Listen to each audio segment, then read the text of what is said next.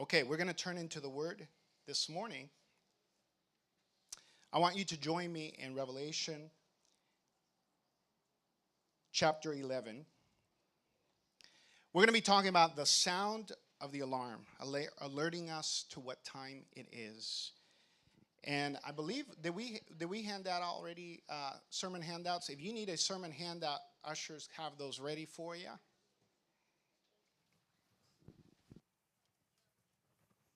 We're going to go ahead and hand those out.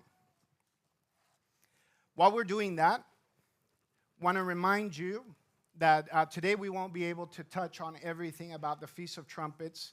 So want to let you know that we have a special booklet for the Feast of Trumpets that will be available on Monday in our marketplace. After service, we will have marketplace open on Monday.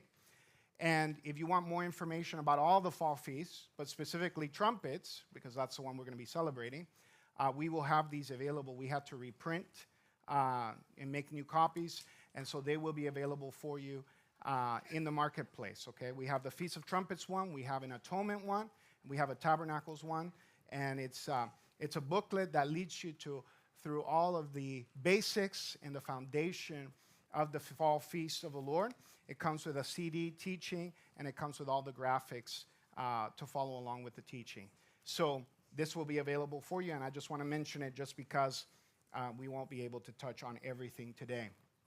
But like I said, we're going to talk this morning about the sound of the alarm. Say with me, the sound of the alarm.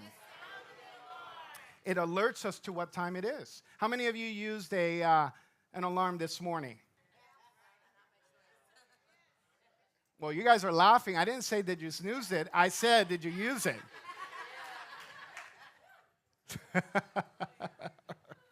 Hallelujah. I knew why you guys were laughing. So let's start here. Revelation chapter 11, verse 15. And ushers, did we get everybody? If anybody needs a sermon handout, please let the ushers know right now before they're seated. Raise your hand. Revelation 11, verse 15 tells us this.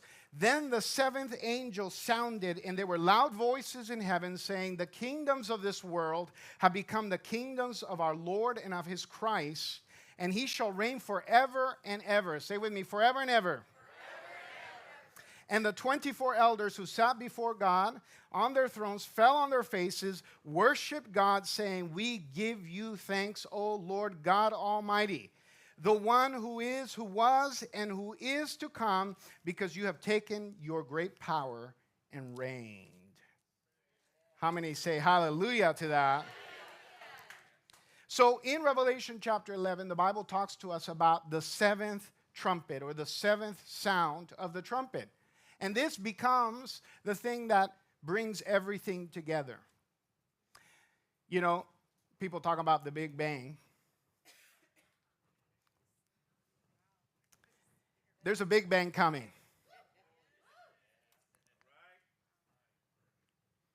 When everything is sealed up, all the plan of God from the beginning is going to be sealed up. And the Feast of Trumpets is a prophetic foreshadow of this day when everything will be done, everything will be finished. God is going to rule and reign over the earth that he created to rule over. Amen? There's so much more I could say about this scripture, but we don't have a lot of time. So I want to cover the things that are in your sermon handout today. So let's start with this. Why do we celebrate the fall feast? And I know this is an important question because we have people that are newer. They don't understand. Why do we celebrate Bible feasts? Why do we celebrate these biblical holidays? Well, I'm going to give you my answer here, and you can write it in under one. And it's this: because these are kingdom holidays that unveil God's next steps in his redemptive plan. See, the Bible tells us the feasts of the Lord are 7 different feasts, but they're broken down into 2 seasons. We have the spring feast, and then we have the fall feast. And we know from Scripture that the spring feasts were fulfilled by Jesus, Yeshua, in his first coming, and that in his second coming, he will be fulfilling the fall feasts. Amen? So the fall feasts have not yet been completely fulfilled. They will be fulfilled in his second coming. Here's a picture of the 7 feasts of the Lord. You have Passover, unleavened bread, first fruits, and Pentecost, which we already have gone through. Then we have the spring feasts, the fall feasts that are coming up. Trumpets, Day of Atonement, and Tabernacles. This is a little breakdown. You have there the spring feasts. You have the fall feasts. Passover, death, unleavened bread was Yeshua's burial. First fruits was his resurrection. Pentecost was what? The release of the Holy Spirit upon all believers because of his ascension and because of his resurrection. And so now we've been in the summer stage, right, this year. But in a prophetic sense, we've been in a summertime. Since Yeshua released the Holy Spirit, we've been in a waiting season, eschatologically speaking. But the summer's about to end. And what happens when the summer's ending? That means we got a harvest to bring in. Come on, somebody. We got a harvest to bring in. And that starts with the Feast of Trumpets. After the summer harvest, we step right into the Feast of Trumpets. Then we go on to the Day of Atonement. And we finish out with the Feast of Tabernacles. Okay? Again, the fall feasts, if you have your handout there, are, number 1, trumpets. Feast of Trumpets, which we'll be celebrating on Monday. Number 2, we have Atonement. And then number 3, we have Tabernacles, a Feast of Tents. Okay? Now, what is the Feast of Trumpets? Let's cover this quickly. What is the Feast of Trumpets? I'm going to give you a couple of important highlights because we have people here that may not know why the Feast of Trumpets is important. So let me give you a couple highlights. Number 1, the Feast of Trumpets is the first of what are commonly known as the fall feasts. So it's the first of what are commonly known as the fall feasts. Number 2, in Jewish tradition, it is called Rosh Hashanah. How many of you have heard that word before? Rosh Hashanah, meaning head of the year. Okay? And it's celebrated as the Jewish New Year. Okay? So head of the year. That's B. This is in Jewish tradition. C, we have Scripture also refers to it as the Feast of the 7th month, since it falls precisely on the first day of the 7th month of the biblical calendar. Okay? So it's the feast of the 7th month because it begins on the first day. No other feast of the Lord, all other 6, none of them fall on the first day. They always fall in the middle of the month, of the biblical month. But the Feast of Trumpets is the only feast day that falls on the first day of a biblical month. Then we have D. It is sometimes called the Feast of the New Moon, because out of the 7 biblical feasts, it is the only one that begins on the first day of a new moon. First day of a new moon. Only feast that happens in.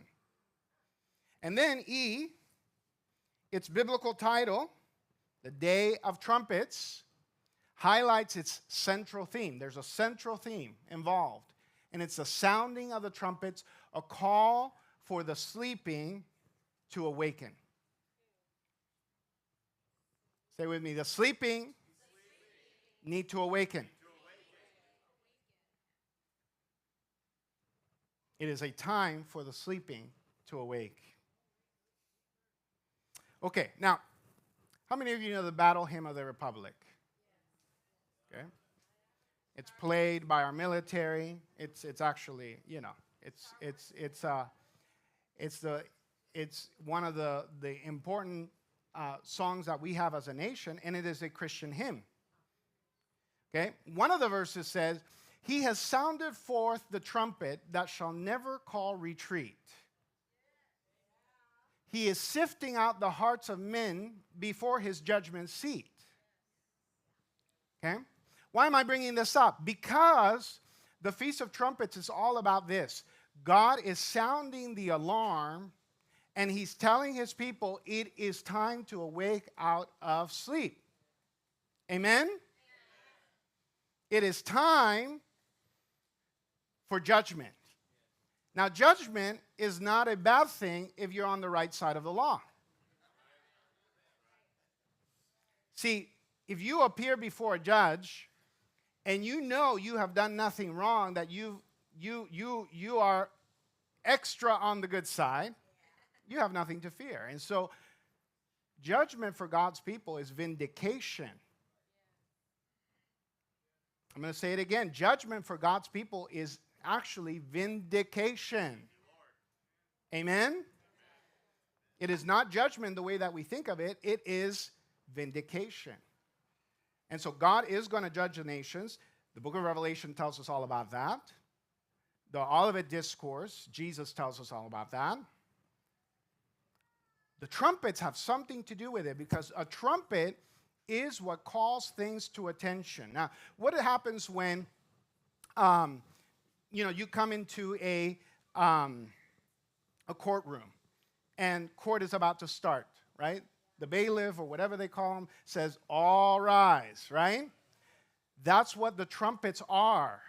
They're telling people it is time to wake up. It's time to rise. It's time to take your position, because the judge is taking his place.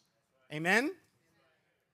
And this is true throughout history, right? For example, we know about the trumpets in the Jewish Hebrew culture, right? The shofar was used for all kinds of different things. It's found throughout the Bible. But even in the Greco-Roman Empire, trumpets were important. Theologian Gene Green says about this, he says, the trumpet was not primarily a musical instrument during this era, the Greco-Roman era. But it says, but found its place rather in military exercises, cultic events, funeral processions. In the Roman army, nothing happened without sounding the trumpet. So the trumpet was a very important part of what was happening in the Roman Empire and in the Roman army during Jesus' time. Amen? Okay, now in Numbers chapter 10, the Bible tells us some very important instructions for Israel concerning trumpets.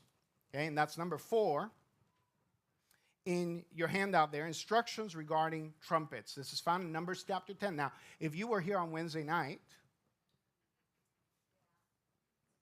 you know exactly what I'm going to talk about, because we prayed this scripture in. Okay? And by the way, I got to say, you got to come on Wednesdays. This last Wednesday, let's just say it was fiery in here. It was fiery. Man, the Holy Spirit showed up so powerfully this last Wednesday. So the Lord told Moses this in Numbers chapter 10, verse 1. He said, make 2 silver trumpets for yourself. You shall make them of hammered work. You shall use them for calling the congregation and for directing movements of the camps. Let's start with the first instruction he gives him. In verse 3, he says, when they blow both of them, all the congregation shall gather before you at the door of the tabernacle of meeting. So number 1, the trumpet calls the congregation. See, when we hear the trumpet blast, it's calling us as God's people, the church, to assemble and to get ready to receive instructions from the Lord. Can you say amen? Amen. So it's awakening us, and it's telling us it's time. God has something to tell us. Amen? So we need to gather to the tent of meeting, right? And this is, I'm saying in a more metaphorical sense, in a spiritual sense, God is calling us to himself. Number 2, verse 4 says, the following verse, but if they blow only one, then the leaders, the heads of the divisions of Israel shall gather to you. So, number 2, the trumpet calls leadership. I believe there's a trumpet blast going on right now. We'll talk about this in a minute in our nation, where God is calling us. God is calling the church. God is calling leaders. Because we have a leadership problem because we have a weak body. The church in America is broken. We need God to restore us. You understand what I'm saying, right? And so the trumpet calls the leadership to gather in verse 4.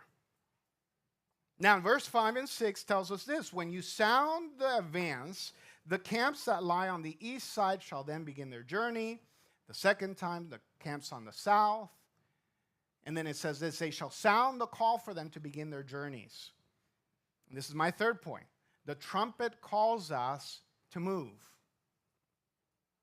Can you say this one with me? Say, the trumpet calls us to move. It's time to move. And guess what? We don't like moving.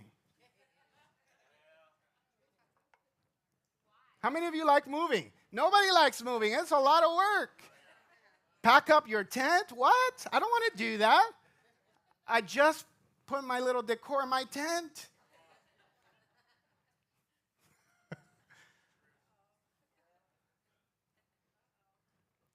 So moving is not something that is innate to us as human beings, but the Lord says when the trumpet calls, it's telling you it's time to move. And God had a way to get the children of Israel to move. He had a special cloud, right, that followed them. We know that cloud was Jesus. It was representative of Yeshua, his wings over his people. But that cloud in the desert of Saudi Arabia, which is where they were at, was their AC and their cover from the sun. And so, yeah, you don't want to move? Okay. The cloud is gone. I told you already, God has ways of making you lay down. I told you last week, right? And God has ways of making you move. He'll turn off your AC if he needs to. He loves you that much. Amen? So he says when you blow those trumpets, because the cloud is moving, it's time for everybody to pack up and start moving. And you move in your direction. You stay in your lane. Don't get in somebody else's lane. Don't try to be your own person. You follow the Lord where he has placed you. And it's time to move on. Amen? So the trumpet calls us to move, according to verse 5 and 6. In verse 9, the Bible tells us this. It says, when you go to war in your land, listen to this. When you go to war in your land against the enemy who oppresses you, then you shall sound an alarm with the trumpets. And you shall be remembered before the Lord your God, and you will be saved from your enemies. So the trumpet announces war and victory. They won't be able to stand before you, Israel. When you sound those trumpets, not only are you telling the enemy this is war, you're also reminding God that he is a man of war. The Lord is his name. And he goes before his people. And he makes a way for us, and he gives us the victory. Amen? That's verse 9. See, all of this is packed up in these verses. So powerful. And then verse 10. Okay?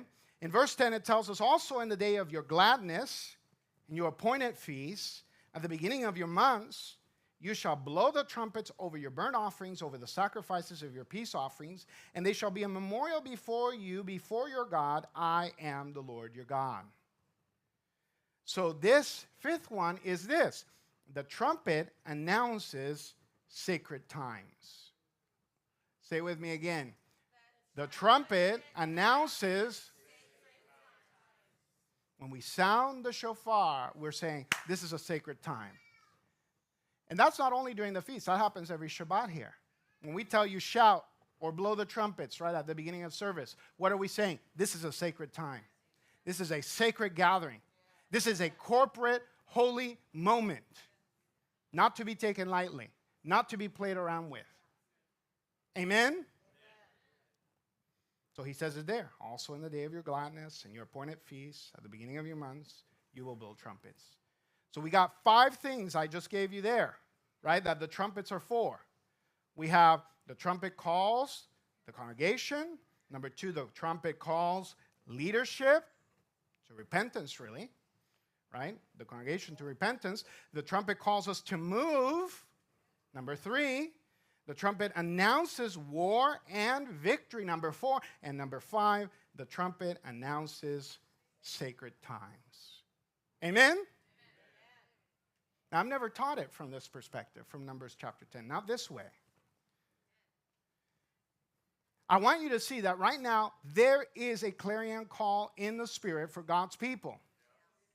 All of these are converging right now in this season. God is calling his church to come back to him. God is calling the prodigals to come home. God is calling, leadership to surrender their own agendas, their own ideas, to preach the word of God with boldness, fearlessness, and without putting anything else but to let it stream forth as pure water. Amen? The Bible tells us about the sons of Issachar in 1 Chronicles chapter 12:32. They're commended because it says they had understanding of the times to know what Israel ought to do. And I've told you before about this. If you don't know what time you're in, you don't know what you're supposed to do. And that's why we have a church that is sleeping, because it doesn't know what time it's living in. The apostles turned the world upside down in their day because they knew the time they were living in. They felt that their time was very short, that they needed to maximize their time. Many times, this is why the feasts of the Lord are so important, and the fall feast specifically for the church, because we are lulled to sleep thinking things are always going to be this way. What has been, is what is. And we get put to sleep by the enemy, and we don't understand. We don't know how much time we have, but one thing I can guarantee you, it's shorter than you think. And that may be your time. Scary. You could die any moment. You have nothing promised. Okay, sorry. It's just the reality. And the Lord could return. So you guys, 2 strikes against you.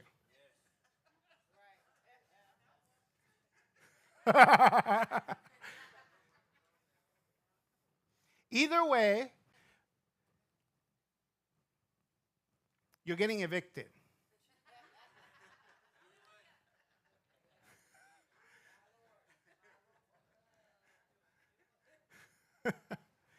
And it's a good thing. It's not a bad thing. But what I'm saying is we need to redeem the times because as Scripture declares, the days are evil. We need to make the most of our time and not lose it frivolously and not live in such a way as we have all the time in the world. We need to make the most of what God has given us. Amen? So we need to be like the sons of Issachar. Look at your neighbor and tell him, you need to be like the sons of Issachar. You need to know the time so that you know what to do. You need to know the time. Amen? How many of you, if you don't know the time, you're going to miss your appointments? I mean, here in the Northwest, you can't go by the sun. You certainly cannot. I mean, in the tropics you can. Near the equator you can. But over here, it's a gamble, right? In July, it's like, it must be 7 o'clock. No, it's 10:30.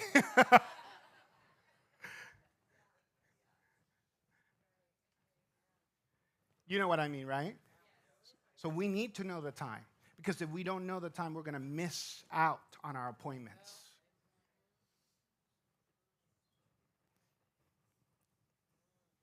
Okay, so I told you already, there's all kinds of alarm bells going off. There's all kinds of trumpet sounds.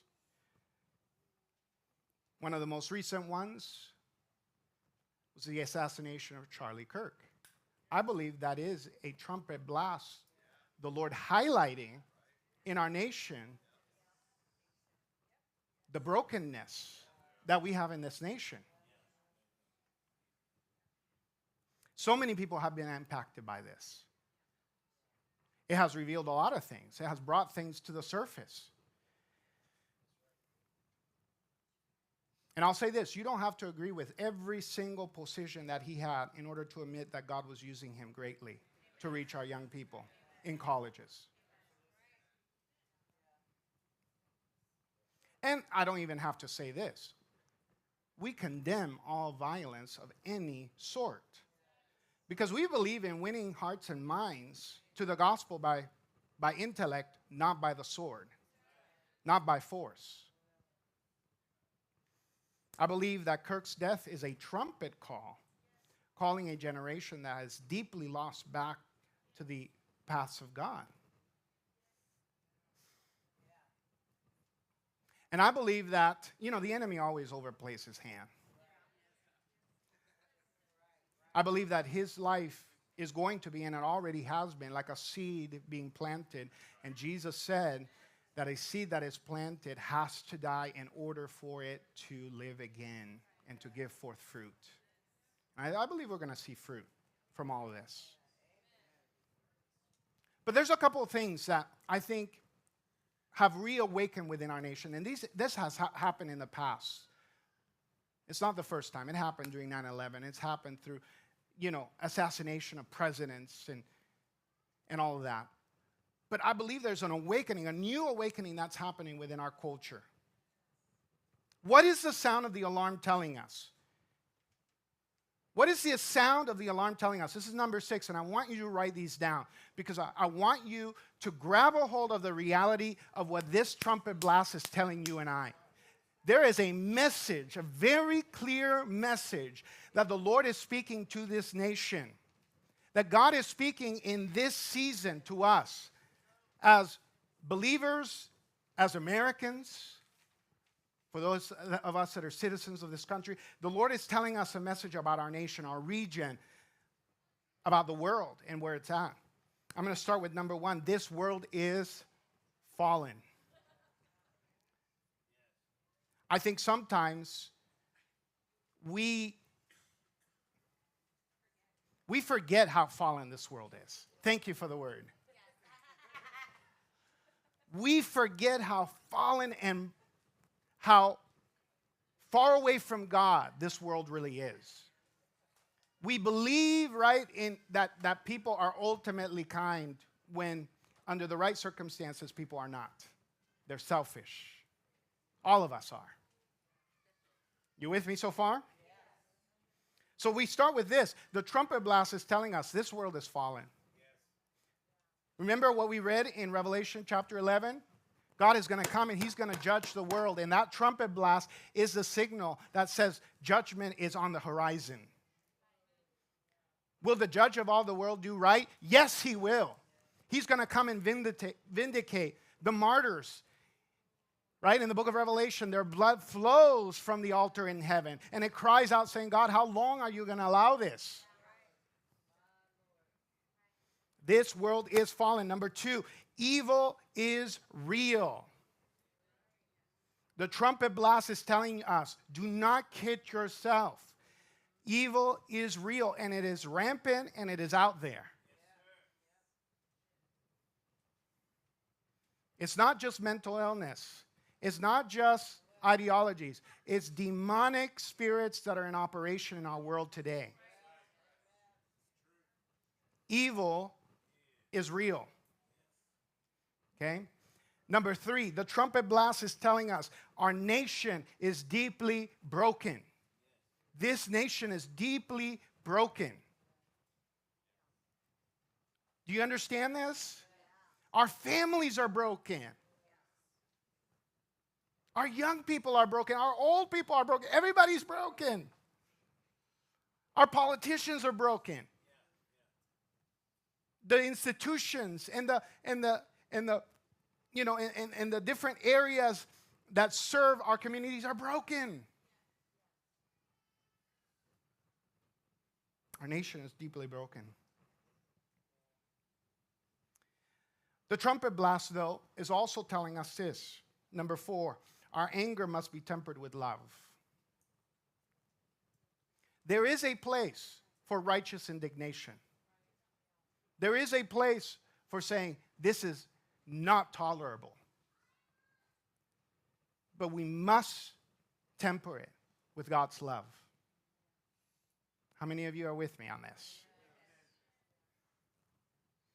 Remember that God's judgment comes with love as well.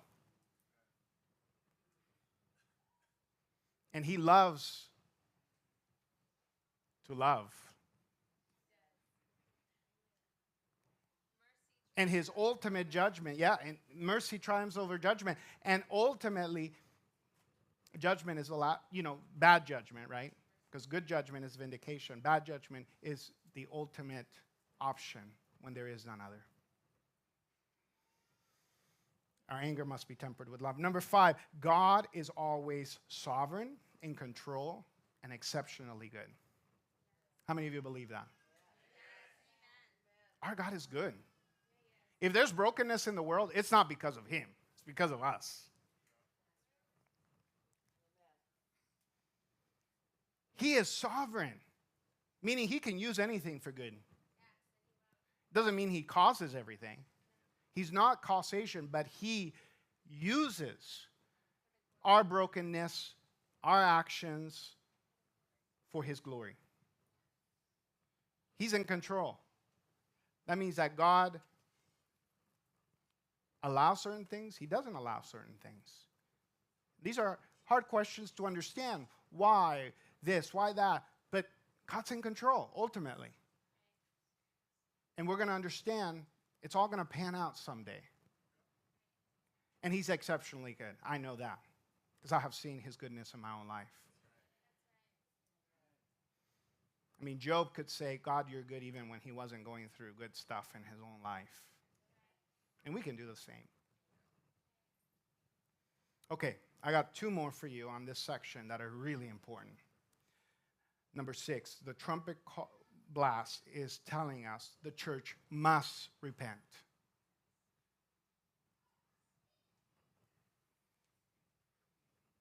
This is not rhetoric. We are where we're at because the church has not done its job of truly being authentic voices of truth in a fallen world. That's why we're where we're at.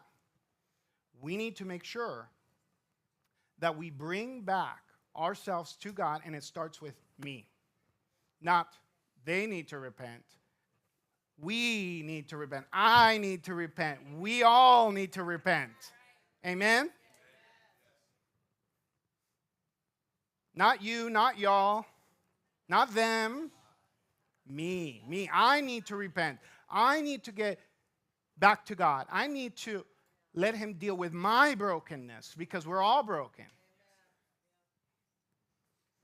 Church must repent. Number 7, believers must pray. We have a epidemic of prayerlessness within the body of Christ. We must go back to a place of prayer. We must learn to seek God's face. Church, do you understand what I'm saying?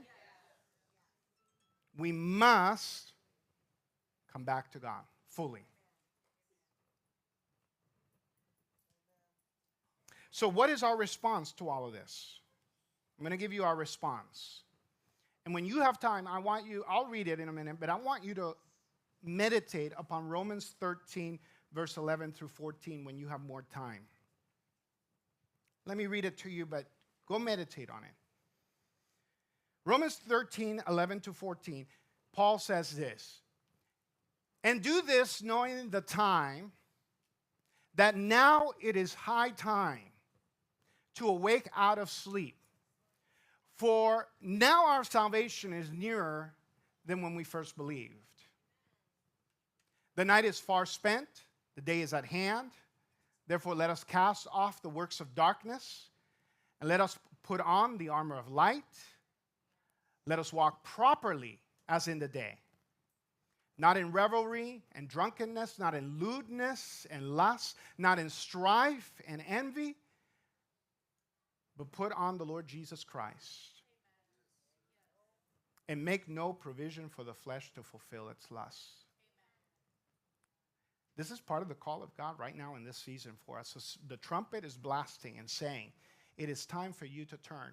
It is high time for you to awake. Salvation, your salvation is nearer now than when you gave your heart to the Lord, your life to the Lord. We're getting closer. Amen? People say, when's the Lord coming? Do you know? I don't know exactly when he's coming, but I know this. It's closer than it's ever been. I can say that, thus saith the Lord.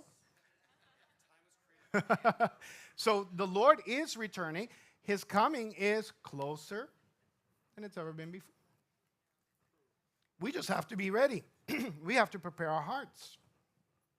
Okay, let me go over our response to the sound. And I want you to think of these as you write them down. Number one, listen to this. The Lord is calling his people out of sleep. We must have hearts that burn for him. We must have hearts that burn for him. We must not just treat him like, a side thing. He must be what our hearts burn for, everything that we're after. He must be the main thing. Hello? He must be the main thing. There should be nothing else. No other gods, no other things that we're living for. He must be the main thing. Can you say amen? Amen. Number two, God is calling the prodigals home. We must receive them. The trumpet blast is calling the prodigals to come home. Our job is to receive them with open arms, with hearts that are burning and ready to impart what we carry, because they need us. They need, what we've walked through and the lessons that we've learned, and they need our support and our encouragement. God is calling the prodigals home. They're hearing, I'm telling you, I've been hearing the last 2 weeks, so many people coming back to God. I heard a report that yesterday I read a thing that said last week in the United States, there was 12 million people that went to church that have never gone to church in their lives.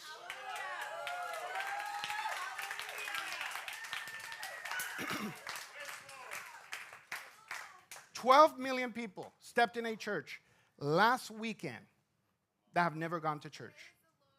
God is calling the prodigals home.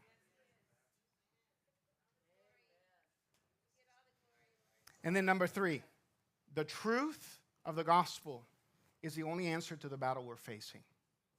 We must fearlessly proclaim it.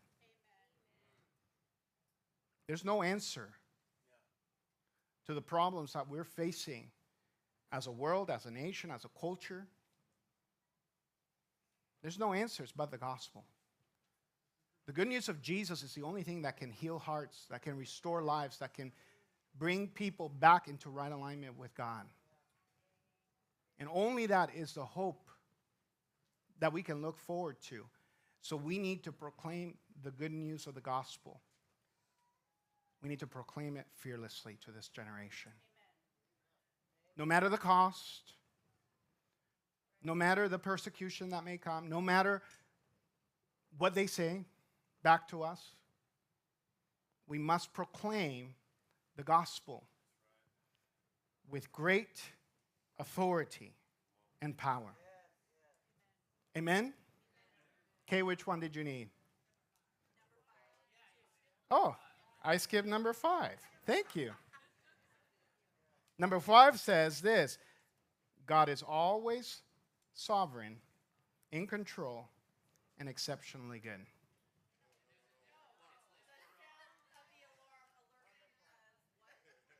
Oh, okay, I see. The real number 5. That was the fake one. Okay. The sound of alarm alerting us to what time it is. The time. This is telling us it is time to return to the Lord. Amen?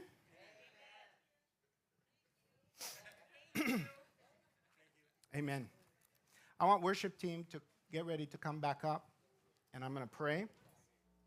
And we're going to prepare ourselves right now as we get ready to step into this holy season of the fall feast. Amen? Could you stand with me? And I'm going to pray over you right now. The word's been spoken. And now we're going to pray that the word of God comes and does its work in us. Thank you, Lord.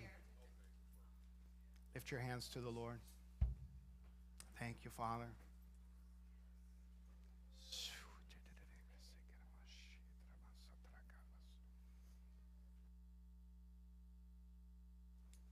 Thank you, Lord. What an exciting morning. What an exciting time to be alive in. Think about it. The apostles, the prophets, I think they would have wanted to be in the time that we're in. I mean, they're like, man, you guys have airplanes. We don't have to walk everywhere to preach the gospel. You got social media. You can preach from home. Not just for those reasons. Father, I pray for your people, Lord. Prepare us for the sound blast, Lord, of the trumpet. Lord, we can hear already. You're calling this nation. You're calling us as individuals to return back to you. You're calling your body. You're calling leaders. You're calling, Father, you're calling this nation to return back to the ancient paths. I pray, Lord, that we would be prepared as we step into this feast season, Lord, and we go through the rehearsals this year. I pray, Father, that you would break strongholds off of our lives, Lord, that there would be breakthrough in areas of our lives, Lord, where we don't even know we need you to step into, Lord. And so I pray, my Father, right now, as we're lifting hands, we're surrendering it all. We're saying, Lord, you can have it all. And I pray, Lord, let the sound blast, let the wind that comes from that blast, Lord, let it cleanse us. Let it remove all the cobwebs off of us, Lord. Let it break off the power of the old over our lives, Lord. Let it break, Lord, the ashes of the past. Let it cleanse our altar, Lord, of all ashes, of all old stuff, Lord, and bring newness into our lives, Lord. I bless every person here, Lord. I bless our hearts as we get ready for trumpets, Lord. Father, we want hearts that are burning for you. We want hearts that are ready to receive the prodigals. We want to proclaim the gospel in this generation, in this hour, Lord, with boldness and fearlessness, Lord. We want to declare it from the rooftops, Lord, from the mountains, from the valleys, and declare, Jesus saves. Say it with me, Jesus saves. Jesus saves. Jesus saves. And he's the only one that can heal, deliver, set free, protect. He is the only one that can provide all of our needs. He is the only way, the only truth, the only life. No one comes to the Father except through him. Lord, we want to declare it with boldness, and we don't want to just say it with words. We want to live it, Lord. We want to live in such a way that it shows the world, Lord, that we know the one who has saved our souls. We know him. By the way we talk, by the way we act, by the way we walk, Lord, we know him.